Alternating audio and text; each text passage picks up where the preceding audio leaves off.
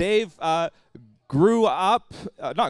he was in Townsville for a time of his life, and he called the Rock Christian family his home during that period. And we've just loved partnering with you. And if you have an opportunity to have a conversation with Dave after the service, there's those people that you have a conversation with, and you just leave the conversation feeling better about yourself, and Dave is one of those people. And so I recommend you have a chat with him after the service. I have a knack of making people feel better about themselves when they interact with me. Like, oh, at least I'm not like him. I'm doing okay. Thanks, John. It is so good to be here. I am the CEO of Blue Major. We're just going to watch a video first, just a short little clip to get things rolling.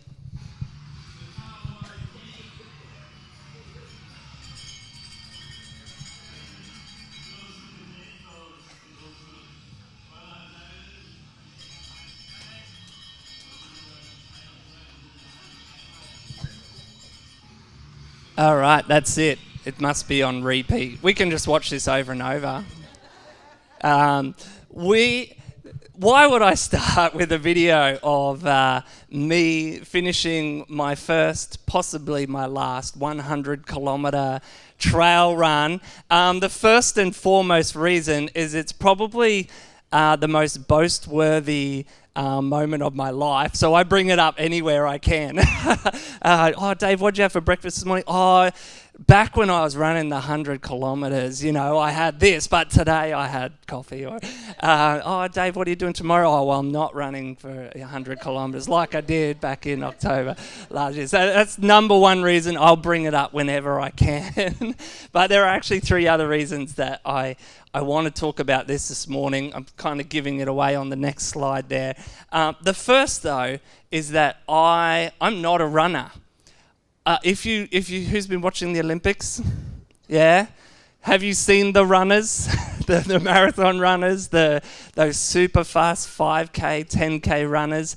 Have you seen them drop an ounce of sweat when they run? They don't. I don't know if they have like a whole body deodorant that they put on or something.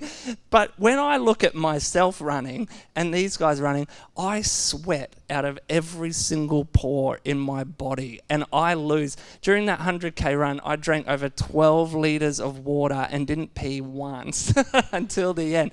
I just sweat, and that is not conducive of a long distance runner.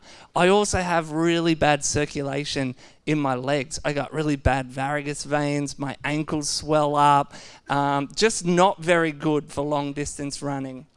And I just want to reiterate that I love running. I want to run, I want to do it, but I am a hopeless runner. The second reason that I bring up this video is that it's one of the rare occasions where I can tangibly point to something that I thought was impossible.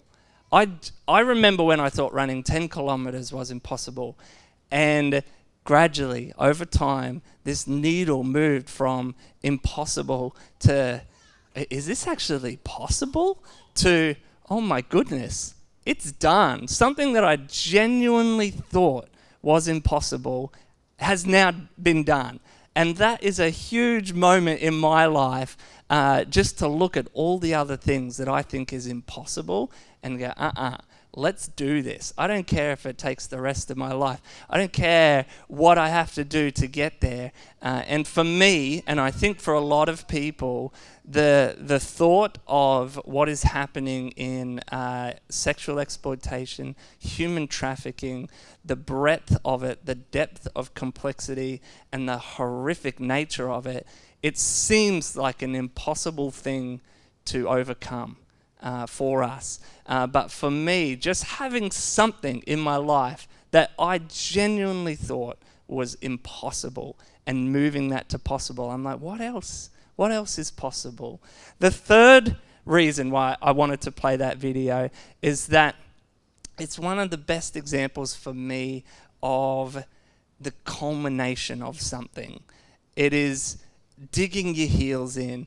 It's feeling pain. It's feeling the highs and the lows and just committing to something over and over again, not just during the 100-kilometer race, but for the months and months of training leading up to that moment, for the years of running just because I love running, and sweat and all of those things leading up to my first 5K that I could run, to my first 10K, to my first half marathon, and then pigging out for a year and saying I'm never doing that again, and then going like, oh, maybe I will do another half, and then having the confidence to do a marathon and try that, and bombing out big time in my first marathon, and then moving all the way through to this moment, this culmination of just something that kept chipping away, and got to this moment where it was impossible, and now it's done.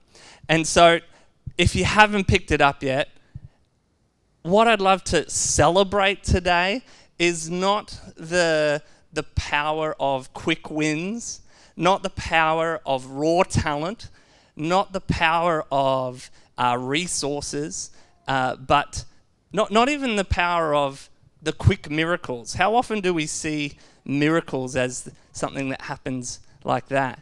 And they do. I believe in miracles, and I believe they do happen like that. But I want to celebrate today the power of incremental gains. The 1 foot in front of the other, the 2 steps back, the 3 steps forward, and gradually, over time, we push the needle from impossible to, oh, I wonder if that's possible, to, wow, that's done. That's happened. And the big thing that I see working with sex trafficking survivors who have come out of these horrific circumstances is this is the nature of their freedom journey. We do see some miracles. We see some healing in a moment. We see God do remarkable things. But overall, the nature of their journey is 1 foot in front of the other, the power of incremental gains in their life. If we go to the next slide there. This is just a little illustration that I have printed in my office. I'll explain a little bit, that it's very easy to lose sight of the power of incremental gains when you have such a need facing you. The number of women and children being sexually exploited today is in the millions. And in the region that we work through, Southeast Asia, it's in the hundreds of thousands, if not millions as well. And so when we look at our program and we have a certain number of young women, teenage girls in Bloom who have come through these horrific circumstances, some as young as 4, 5, 6 years old when their exploitation started. There's this sort of thing that you want to do more. You want it to happen quicker. You want to help more people. You want to help them yesterday. You want to get more resources. You want to blow this thing up as big as we can to do whatever we can. But the danger is that the numbers just don't add up when you try and rush someone's freedom journey. When you really try and rush their healing, rush their ability to be in the moment and build a life for themselves, you end up doing more damage than good. And so we really lean into the power of incremental gains in the girls that come to us. For those who haven't heard about Bloom, it's really exciting to be here and share a little bit with you about what we do, because I've been coming here for years and years, and that means that there are new people in this awesome congregation. Bloom is an NGO, a not-for-profit. We work predominantly in Cambodia at the moment. We have been in Cebu in the Philippines for a period, and we've got dreams to grow throughout the region again. But we work with survivors who have been rescued from trafficking. Because what happens is when someone is rescued or escapes out of that situation, the first place that they're inclined to go without the right support and long-term care is straight back into the same environment that they were vulnerable in the first place, that led to their exploitation. The same people, their same family members sometimes, the same debt, the same corrupt communities, the same violence. And what often happens is they are in a cycle of exploitation and they get re-exploited. And so Bloom's purpose in that cycle is to break the cycle when they are rescued, to provide the counselling that they need to overcome the complex trauma that they've had, but also the skills and the resources and the time to actually build a new life. They can't go back. They can't be reintegrated back into an old life. They actually need to build a whole new life for themselves. And we're asking them to do that as traumatized teenage girls. And they don't have a lot of the same family support, education, and opportunities to do that we have here. Bloom, if we look at the next slide, we have vocational training courses. We have employment centres. We try and employ as many girls as possible. We provide language and literacy for girls who haven't been able to study through school. We have just an awesome community, a faith community where they can come and explore their faith and be loved for and cared for and prayed for and explore their faith as well. We provide financial literacy so that they can start to build the resources that they need to live sustainably and use their employment and their income wisely to build that. And it takes years. It's not something that someone comes in and it's a 6-month program or even a 1-year program for many of these girls and young women. It is, it's a lifetime endeavour for them. Usually it's about 3 or 4 years that they come and work with Bloom. So that's a little bit about Bloom. And we help them to break through those cycles of exploitation and to find freedom and go on a freedom journey rather than an exploited one. And they do it through incremental gains. A remarkable example of this is this woman here, Nari. Can I see a show of hands who has heard Nari's story or met Nari? Awesome. So there are some people who haven't heard about Nari and her story. That's exciting too. Earlier this year, Nari actually visited Townsville and she premiered a film that she made with Bloom, and she partnered with us to share her story and to share her life of incremental gains after being sold by her mum as a 6-year-old girl to a brothel. And she was exploited day after day after day as a child for many years before she was rescued, and then convinced to run away by her family, re-exploited and rescued again before she came to Bloom. She has a remarkable story of making incremental gains in her life over about 10 years that she was with Bloom, of building confidence in herself, building confidence in us as people who are coming in and trying to help, building confidence in her community, in relationship building. She met a beautiful guy at church, and slowly began to trust him, and they got married, they had a family, they now are really vital members of their church that they go to.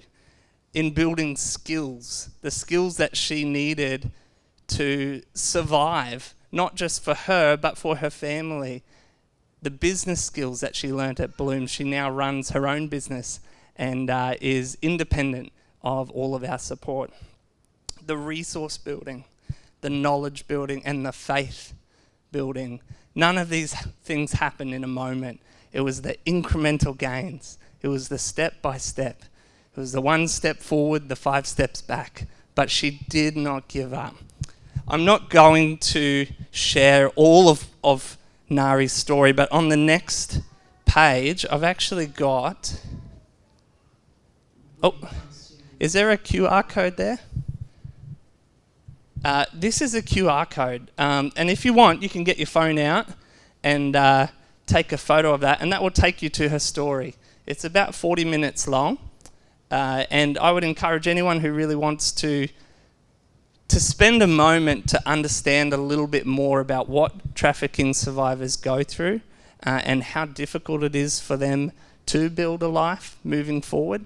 Just snap that screenshot and go take a look at that in your own time. And I promised myself I wouldn't tear up on this occasion, so if I don't share her story fully, then I won't do that. I'll let her do that.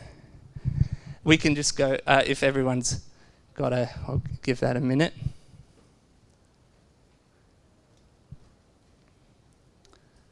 I've just got a short excerpt from that, which is the film before. Survivors, we're talking years. It can't be 3 to 6 months with, oh, you're going to be okay, we've rescued you now, or you're out, you're safe. It takes a long time. It's going to take about a year to be able to trust you, to know that you have their best interests at heart.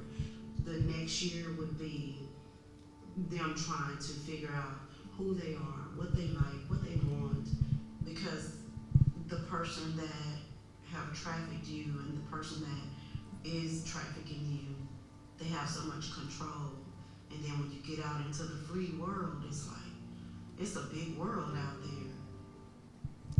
That's Tonya Stafford. She is an expert in the States in supporting human trafficking survivors. She's a big advocate. She's also a trafficking survivor herself. And Nari, as a part of her film, went and met her in the States and connected with her across their similarities and what it took for her, who was sold by her mum, to overcome that and move forward with her life. And just again, I encourage you, if you want to understand, I can't do it justice. I can't do Nari's story justice. But if you haven't heard her story, please go and spend some time and watch her film there.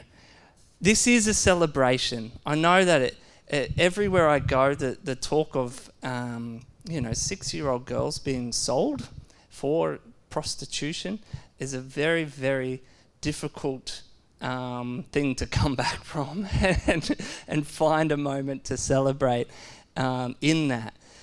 But what I would like to celebrate today is the incremental gains that we have made together, the Rock Christian family and Bloom, in supporting young women like Nari to take their freedom journey and to make those steps towards their freedom. And that is worth celebrating.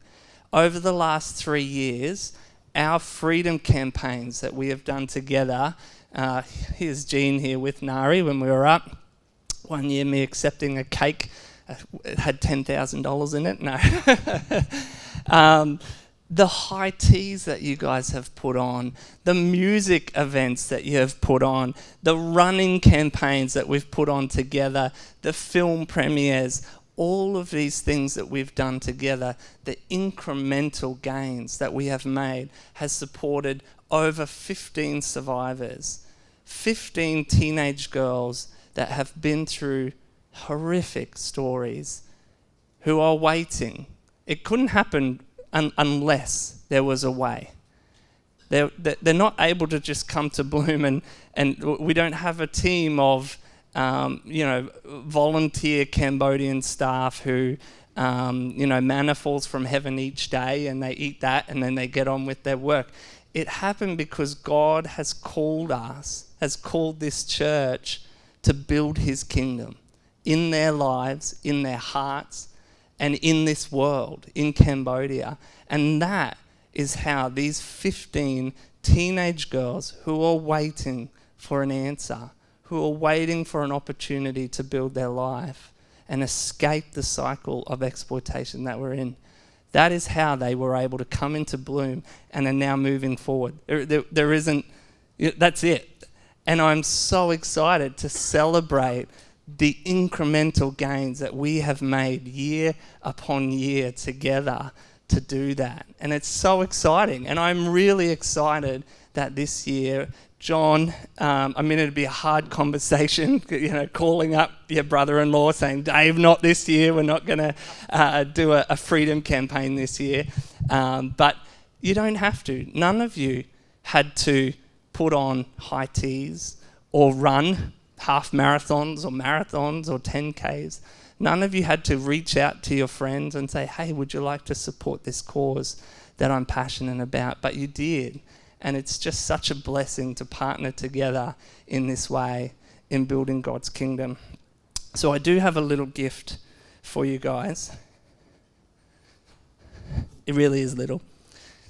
But this is just a book to celebrate the legacy that you guys are creating in building God's kingdom. And there is a bunch of just different stories, testimonies, photos of a bunch of different girls that have come through Bloom. And John, if you would like to come up. These young women have received, dozens, if not hundreds, of counselling sessions. They've received social workers visiting their community to help identify, are they safe and what can they do to be safe. They've received training stipends and salaries so that they can have enough money to live while they train, while they recover. They've received literacy lessons so that they can actually read the next contract. When they get a job outside of Bloom, they can read and understand the contract that they're signing and understand their rights. They've had leadership opportunities and they've had, most importantly, I think, opportunities to explore their faith and their value in God as a creation of Him. So, John, everybody, I'm just from the bottom of my heart. I have the privilege of knowing the names and the faces of these girls. You guys don't have that. I'd love for you all to come visit Cambodia one time soon, which would be really cool. And there might be an opportunity coming up if we just look at the next slide here. When I was in Cambodia in May, just stay there. I just need moral support now. No. When I was in Cambodia in May, we just signed the lease on a building which is about 80% finished, which is over double the size of our current premises. And this place is going to have an early learning centre to support young mums who have kids because of their exploitation. So we're going to break the cycle of generational exploitation. These kids are going to get a world-class education in our early learning centre while their mums are healing and growing and training in the centre. It's going to support double the amount of survivors that our current centre can. It's going to have more staff, more leaders, Cambodian national leaders who are working for the freedom of these girls. And this is another impossible to it's done moment. The incremental gains that we have had together have enabled us at Bloom to dream. What would it take to help more, to do more? And it's through the perseverance, it's through each and every one of you putting your hand up and saying, yes, we will partner with this, that we can arrive at this place where we can actually do more. We can take back ground. We can put more light into dark places. So I'm just incredibly grateful. I'm really excited. And we are going to launch soon, hey? Am I on? Can we just give Dave and yourselves and Bloom just a huge gratefulness round of applause? And God, I think. I mean, there is not one individual that can make these incremental gains on their own. Like it is a community of people that have come together to see, you said 15 girls get what they 15, need yeah. to not go back into the same cycle of being exploited again. Exactly, yeah. And it's about $5,000 per girl. Is that what it works out to be? Just under 5,000, yeah. Now, I just want to do a year of their support. Can I just do an exercise with us? If you feel comfortable, could you just close your eyes for a minute? And I just want you to think about all of the things in your life that make you feel secure. Right? You go home to a family that loves you, that values you. We come into this place where we can worship God freely as a community without any fear. You go to a job where you can earn an honest income for your family, for their future. Tuck your kids in at bed every night. And what you have what we've been doing, church, is we've been allowing girls that don't get any of that to get a second chance at having that in the future. And it's not through one individual miracle, it's not through one moment. It's through many, many moments that aren't possible without your help, without the partnership that we have with Bloom. And you can open your eyes now. We're just so excited we've been doing it for 3 years. We've been supporting Bloom for 3 years, and we're just getting started. Yeah. We've helped 15 girls get what they need to have amazing testimonies, maybe to help another 15 girls. And Dave, for us at the Rock Christian Family, what's next? Like, what can we do to continue moving this forward, to take that next single step forward? It's using what you have. If I think back to my own journey of incremental gains as someone who is passionate about ending sexual exploitation, I think about being back here in the Rock over at Annandale Community Centre, big long hair, just want to make it as a musician, got my awesome band, we're going to do it.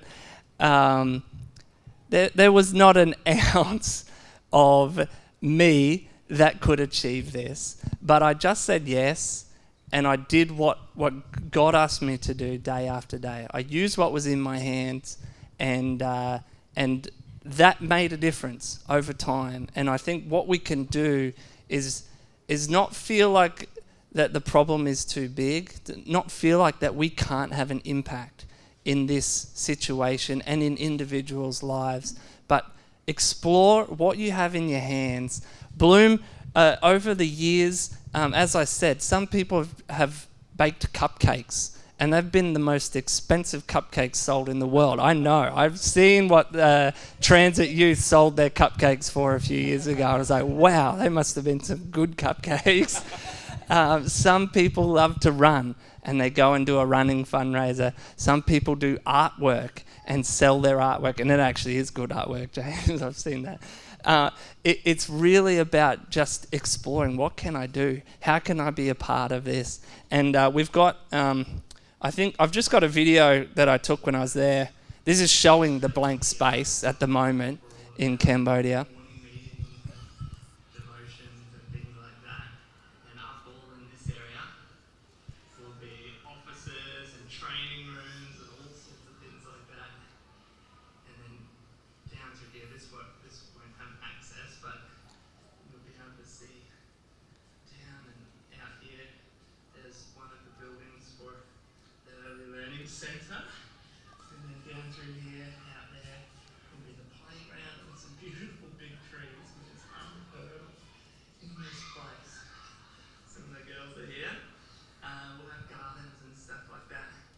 Down through there will be the ground floor, which is the baking room and the flower room. And then let me come out here. This will be a nice big window, but down through here will be out there will be a cafe.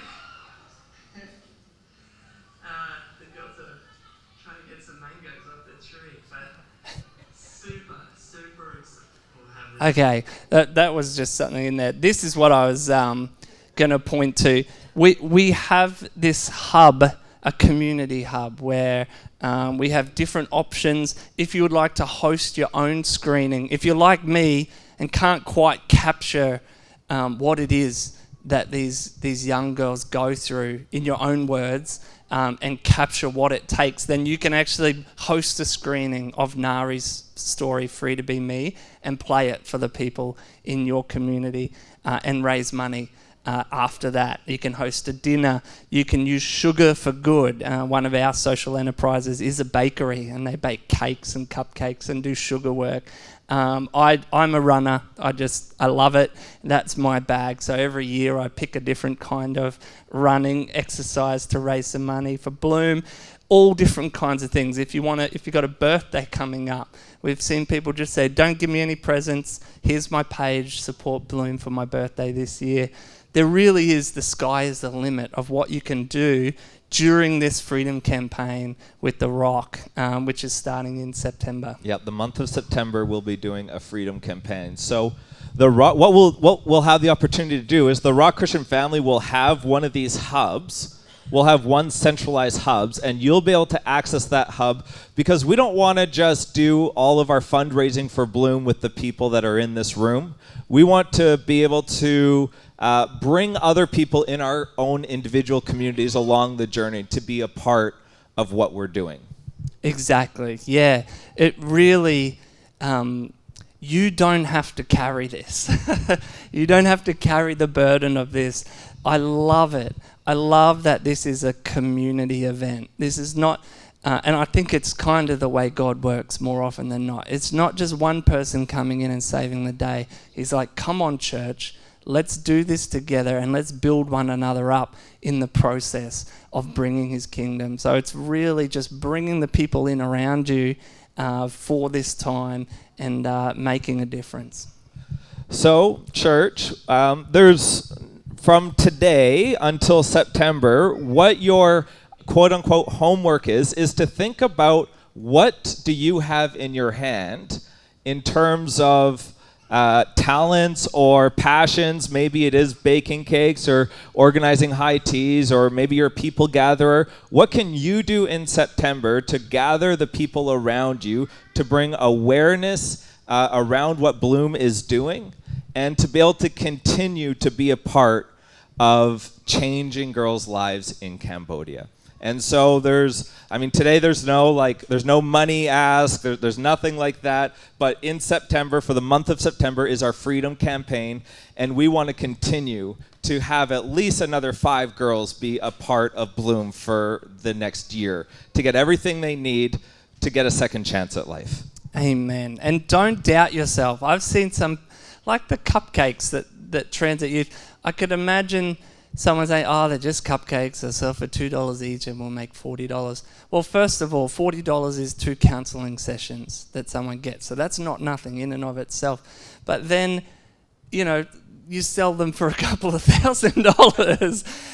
Don't discount the little things that you can do in this, can create big waves in this community and across the world in Cambodia. Can we give Dave a big round of applause? Thank you guys so much. It really is just a homecoming every time I'm here. It's so great to just still feel a part of this church and feel welcomed, after all of these years. Thank you so much. Thanks, John. Make sure you have a conversation with Dave after the service, and that book, that gift, will be at the back table. You can have an open. Before I pray, let me just hone in on that point that you're talking about what's in your hand.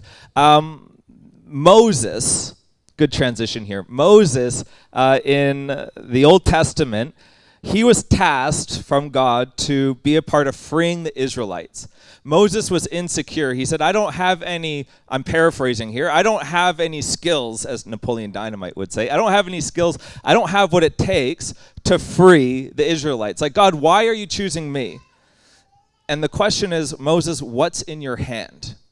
And he has the stick, right? The staff. And that was enough for God to use to help free the Israelites, right? God used that staff. He said, what's in your hand? He had the staff, and what was ordinary to Moses, God did extraordinary things through. And so don't second guess what you have and what's in your hand. We can make such an impact in the month of September and make a change in girls' lives that we might not ever see the fruit of it, but the fruit will be there. Heavenly Father, we thank you for this time, and thank you for enabling us to be a part of this amazing cause. God, we don't ever want to become numb to the things that we have and the things that we have that make our lives secure. God, we don't want to ever go through a day where we're not grateful for a bed that we sleep in, a family that loves us. And Father, I just pray that you would highlight those things that are in our hands, highlight those skills, highlight the different fundraising opportunities that we can have to give girls a second chance at life. So I thank you for this time. Pray a blessing over Dave and over the